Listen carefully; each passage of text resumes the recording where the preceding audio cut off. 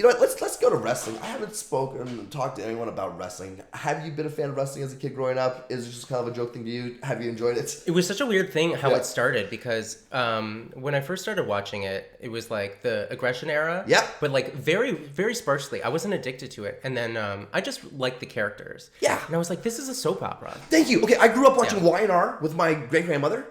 Dallas. Started watching wrestling. It was like, if you watched Y&R, they had like Victor Newman. WWF had like Vince McMahon. And that's where I put the connection initially as a kid. I was like, oh, this reminded me of watching, with my grandmother. And I had these friends who hated it. And then I had a couple friends who kind of liked it. And I was always, in between whatever. So I was like, I'm going to give it a try, see what's going on. I watched it before that era, in like the Attitude Era. I didn't really watch it during the Aggression Era, which I think would be like the 2000s or whatnot. But like, have you watched it recently? Have you still watched it from time to time?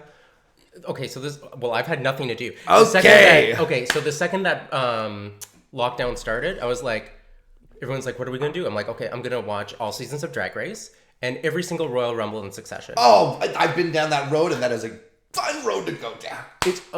Royal Rumble is the best pay-per-view when every time I have a gay person over, I show them a Rumble like in my PVR, because I have them all recorded from the last 3 years. Amazing. And they are hooked. And I'm like, I've got a gay person hooked on wrestling. It's so much fun. Yeah. It's so much fun. It is. I think that is the best first wrestling experience to show somebody. Like, I'll have all these buddies when I think about it. No, it sets it too high. Okay, no, but that's the thing. That's the thing, is that it gets them in. And then they're like, oh, that last one I watched, though, wasn't that good. But don't worry, it gets good again. And then you suck them in to continue watching it. Growing up with, a little wrestling, this and that, did you ever have, live experiences with it? Did you go down there? I've gone to a couple live shows. You have gone. Okay, yeah. So the live experience for you, how was that? Crazy. You enjoyed it? Yeah. I fucking hated it as a kid. I hate it because no commentary. I didn't have any commentary. I'm sitting there in the crowd with these dudes who are just drinking. I'm 10 or whatever, and just kind of and I'm waiting, and there's matches, and there's dark matches, and there's time where the cameras aren't going. I'm like, oh, this is a commercial time, I guess. I do not need commentary. I am the commentary. Okay. I like that. No, seriously. Even when I watch live, I'll say something and then they say it. Even with football, though, I should be a commentator. That's what I was born to do. I don't know why I'm not in that business. I don't understand. You know what? I know what's going to happen. Put up a match and I will give you the commentary. Okay, you know what? The thing is that I have an idea of wanting to do a couple of different wrestling podcasts. Never before have we seen Lesnar manhandled like this. Okay, you know what? This is going down. That's all they say. You obviously will be having another one of these in the future, but now we're going to be having another one specifically about wrestling, and that is something I look forward to. Yeah. In the meantime, back to sports and such. During this time of lockdown, watching sports or in general, let's say just fucking entertainment. Let's say wrestling, yeah. So let's say entertainment in general. Let's talk about wrestling for a little bit. You know what? You want to bring it back to wrestling? We can bring it back to wrestling. I can talk all day. Do you know what I really like now? Is that the women are actual wrestlers. They're not just fitness models that have been coaxed into wrestling. It's the women's division is one thing that I watched when I got into this other company, TNA or whatnot. I liked their women's wrestling. They had this woman, Gail Kim, who's from Toronto. She was WWE she was both, and then TNA and then WWE. But she was fucking awesome. She was one of the first people where I was like, this person goes. You know what I mean? And then they also had ODB, Old Dirty Bitch, who was this big biker chick who just freaking knocked down people. And I was like, that's a great character. So when that wrestling with women happened like that, going back to watching any sort of other shit where they're just doing this horrible fucking exploitive whatever, just terrible television for now, but back then totally banging what people wanted to see. 90% of female wrestlers finishers are either a super kick or a face buster. Back then, it was so funny that you say that, because the first thing that came to mind, they just thought of the face buster from Kelly Kelly or something like that. Tori Wilson. Hey, the Bellas, a Bella Buster, same move. You're so right. The X Factor, that's Lana. You're so right. It's too much. I need to go outside. You know what? No. With the name dropping, you know what's going on. So then, are you watching the current product? Yeah. But here, this is my big question. Let me just never more than ever have I been. Okay, no. There was a time when I was younger where do you remember SmackDown was not live and it was taped? Yeah.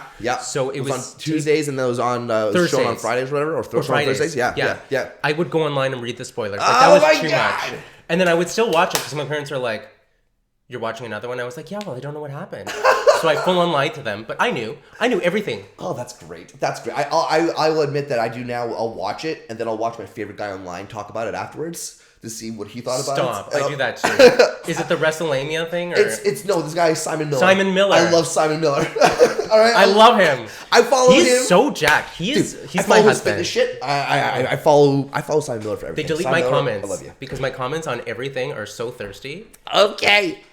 But he's just like, he's so jacked and beautiful, but also hilarious. And he's so right. And he seems like a sweet, nice guy as well. You know, when you watch his Did you watch him in the ring before? No, okay, I've only seen clips. I haven't like watched like a full match. Some guy went like actual like ham on him and like was throwing, what's it called when a worked punch? Is that a potato punch? I think it's like a real punch. A real punch. You know what? Like Brock Lesnar and Randy Orton at that SummerSlam thing. Oh, okay, yeah. Well, there's a work where it's stiff fake. punch. A stiff punch, yeah. That's what he did to him, and he split his head open. Simon Miller's head. Oh yeah. I'll send you the clip. It is heartbreaking. Dude, send it to me. I just love Simon. My brother and I got into his initially got into his wrestling, but we got into his like fitness channel and stuff like that as well. And just like he's a great guy, and him showing his love for other people that I love, it's just like, it's weird. It's the first time I've had that online sort of thing where I like someone as almost like a friend without knowing them. Yeah, because he's got that vibe. Yeah, but like I didn't feel that way about like necessarily like, you know, like watching podcasts or stuff like that. I never really got that feeling. I agree with you so much. With him, that gets enough. Like, there we go. I love it. All right, but we're gonna wrap up the rest of the talk with something like this though, okay? AEW. Oh, I have no interest whatsoever. Go fuck yourself. Not interested. What the fuck? You know why? Either when it does become a thing, I'll go back and like watch everything from the start. But I've never been one to it's a bandwagon jump. It's not a bandwagon. It's all ex-WWE. No, it's not. There's even like even if you look at the producers and Kenny stuff. Omega. I don't know these people. Oh, but like I know that Jericho held the title. Ambrose held the title. Like Ambrose is incredible there now. This John Moxley character is everything that he should have been there. When you look at someone like Cody Rhodes going there and becoming like, you know, it's like all these Cody people. Rhodes, but these are like you know what I mean? These people. Okay. Well, okay. In all fairness, they did not really have a chance to be what they could be in the WWE. That's fair because Vince McMahon and his whole whatever, but Ambrose at least like had a shot. He was given the stupidest storylines towards the end when he was like, yeah, they buried him. Dude, that was when he had a plant at one point. Did he have a plant or no? Was that? Did Ambrose have? It was like, why is he getting a needle in his ass? It was such a stupid storyline. And then when he did that podcast afterwards, talking about all the shit that was brought up that you didn't see him do, and you're just like, wow. So when people leave the WWE now, they'll do like a podcast. They'll do what they call a shoot interview. And they'll talk shit about whatever the hell was going on behind the scenes. And like there were some horrible things that Vince McMahon wanted him to do. And as a fan of wrestling, I'm sure you've known and kind of loved the absolute terrible things that Vince McMahon makes people do. But he's like, nobody ever in the history world has 100% of their or ideas come to fruition or be successful. Fair. Look at New Day. Who the hell thought New Day would ever be successful? I am so angry that they've been split up now. 3 happy gospel It wasn't started as that though. The first like clip was more gospel, and they weren't necessarily going to be happy people initially. They were going to be bad guys initially, and then like, no, that's not us. Who thought that would translate to what it has today? Well, the sexual gyrating multicolored, just like fantastic. I fucking love them. And now that Big E's going single, they will get like you know. Fantastic. Now back to the fact that you hate AEW. Big E though. No, Big E's great, but back to the fact that you hate AEW. I don't hate it. I just haven't given it a chance. Okay, you know what? You're right, and I'm being too harsh on you for not having given it a chance yet. I would 100% recommend to give it a chance. I will. If you feel this strongly about it, I have. The problem is that like it's one of those things where you want to go back and start because for the first time in ages, like the way shit's been going on with you know this modern wrestling over the past however many years. It's been like, you know, pretty shite with WWE, and then like they'd have like these glimmers of like awesomeness. But every time you liked somebody, it was taken away from you. Like the shit that happened with like The Fiend, Goldberg, or fucking Kevin Owens. I don't want to. I don't even want to talk about Goldberg. Okay, and listen, I loved Goldberg as a kid. For some reason, I hate that dude now. Because I love him as a person. Like him as a person. Don't like him as a wrestling character who apparently wants to, you know, be this superhero guy and. You need to know when to retire. He's like the Dan Marino of wrestling. But that's the thing, though. As a person, I like him. And I like him at the fact that he's like, you know, he's still in dope shape and shit. Oh, great. But then he gets in the ring and you're like, what's happening? They almost killed The Undertaker, and then The Undertaker almost killed him. But didn't he get a concussion in that match? They both got fucked up. They both fucked up in that match, and they both got fucked up. But Goldberg got a concussion, and then he dropped The Undertaker or something. And Yo, then fucking Undertaker Goldberg ended Bret Hart's career, though. So when it comes to concussions and shit like that, there's some karma's come back your fucking way. But Bret Hart is not... you know how people are like, oh, well, mistakes happen. Yes. Like, when Austin dropped... He forgave by Owen Hart, absolutely. But that was understandable. That was understandable.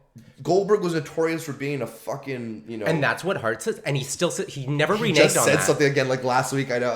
I'm not surprised. I'm really not surprised. I love that shit, though.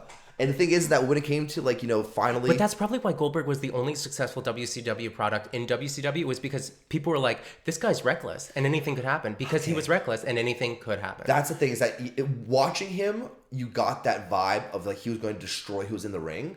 Not having been a fan of behind-the-scenes stuff then, I had no idea about, you know, work and fucking stiff punches and stuff like that. I didn't know anything about that shit, right?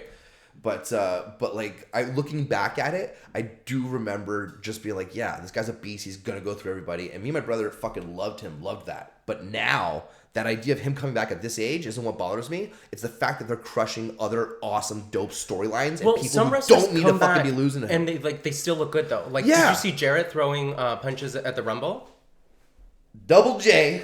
What about I'm MVP? I'm a big fan of Double J. Oh, and DDP. I got a picture of DDP when you walk up the stairs. No, MVP. Oh, MVP. Fuck MVP. He's not doing... Oh, I've never been like a fan of his character, but that's just because he's really good at getting He's heat. apparently a nice person. You know, good behind the scenes, this and that, sure. But he's wrestling well. Look at Rey Mysterio.